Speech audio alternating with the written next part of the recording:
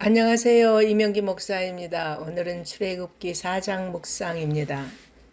모세는 여호와께서 동행하시겠다는 약속을 받았지만 여전히 백성이 자신의 말을 믿지 않을 것이라고 여겼습니다. 그래서 하나님은 모세가 하나님의 사자임을 납득시킬 목적으로 3가지 기적을 행하는 능력을 주셨습니다. 지팡이를 땅에 던지니 뱀이 된 이적, 손을 가슴에 넣으니 나병이 반한 이적, 나일 강물이 피로 변한 이적입니다. 하나님은 지팡이를 통해 모세와 이스라엘 백성에게 애굽의 사탄적 권력이 그분의 통제 아래 있음을 보여줍니다. 2번째 이적은 바로의 손으로부터 이스라엘 백성을 이끌어내는 일이 하나님께는 간단한 일임을 입증합니다. 3번째 표적은 나일강은 애굽의 생명이자 국가적 번성을 주는 신 오시리스로 알려져 있습니다. 그런데 모세가 나일강 물을 피로 바꿀 수 있는 능력을 소유하므로 모세가 애굽의 신들을 파괴하고 죽음으로 땅을 징벌할 힘을 가졌다는 것을 보여주었습니다. 참으로 놀랍게도 그런 놀랄만한 권능의 표징을 주셨음에도 불구하고 모세는 자신이 본래 말을 잘하지 못하는 자라고 변명했습니다. 그런데 모세는 당시 애굽의 왕족으로서 최고의 학문을 배웠습니다. 그러므로 말과 하는 일에도 탁월한 인물이었습니다. 그런데 모세가 왜 자신의 입이 뻣뻣하고 혀가 둔하다고 했을까요? 그 이유는 그의 가슴에 남아있는 쓰라린 기억 때문입니다. 이스라엘 사람과 애굽 사람이 다툼이 일어났을 당시 모세는 애굽 사람을 죽였습니다. 그는 동족이 자신을 지지할 것이라고 기대했을 것입니다. 그러나 이스라엘 백성은 모세를 지도자로 인정하지 않았고 오히려 그를 살인자로 지목했습니다. 이 일로 인해 미디안 광야로 도망하는 신세가 되었습니다. 그는 깊은 좌절에 빠졌고 미디안 광야에서 40년이란 세월을 보냈습니다. 하나님은 이러한 모세를 찾아오셔서 위대한 사명을 주셨습니다. 그리고 과거처럼 모세 개인이 가진 주먹이나 언변이 아닌 하나님의 능력으로 백성을 이끌 것을 말씀하셨습니다. 그 상징물이 바로 모세의 지팡이입니다.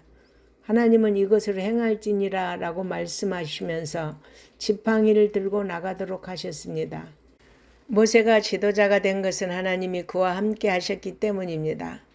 모세는 40세 때 경험한 실패를 통해서 자신의 무능함을 깨닫고 겸손하게 되었고 80세 이후에는 하나님의 능력을 상징하는 지팡이를 손에 들고 사명을 완수했습니다.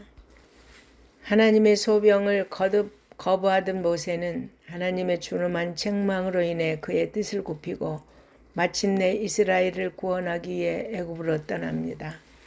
모세는 장인 이드로에게 작별을 구하고 아내와 2 아들을 데리고 떠나는 모세에게는 많은 걱정이 있었을 것입니다.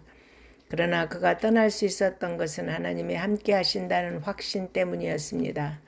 그런데 본문에서 납득할 수 없는 사건은 하나님의 애굽으로 향하는 모세를 길에서 죽이려고 하신 것입니다. 본문상에는 그 이유가 명확히 나타나 있지 않지만 이어지는 말씀을 보면 모세가 이방인과 언약 백성을 구별하는 할례를 자신의 아들에게 행하지 않았기 때문입니다. 이때 십보라가 재빨리 아들에게 할례를 행함으로 하나님의 진노를 피하게 했습니다. 이후 모세는 애굽인들로 인해 주어질 위험을 피하도록 십보라와 아들을 돌려보낸 것 같습니다. 다음으로 하나님께서는 모세의 형 아론에게 모세를 마중 나갈 것을 명령하셨고 2 사람은 수십 년 만에 만났습니다.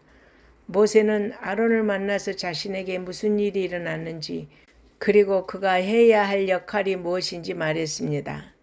이제 모세가 쓰임받기 위한 마지막 준비는 이스라엘 백성의 지지를 받는 것입니다.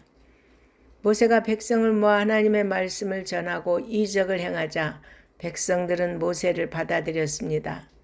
이 모든 것은 하나님이 모세의 사명 성취를 위해 마련하신 일이었습니다.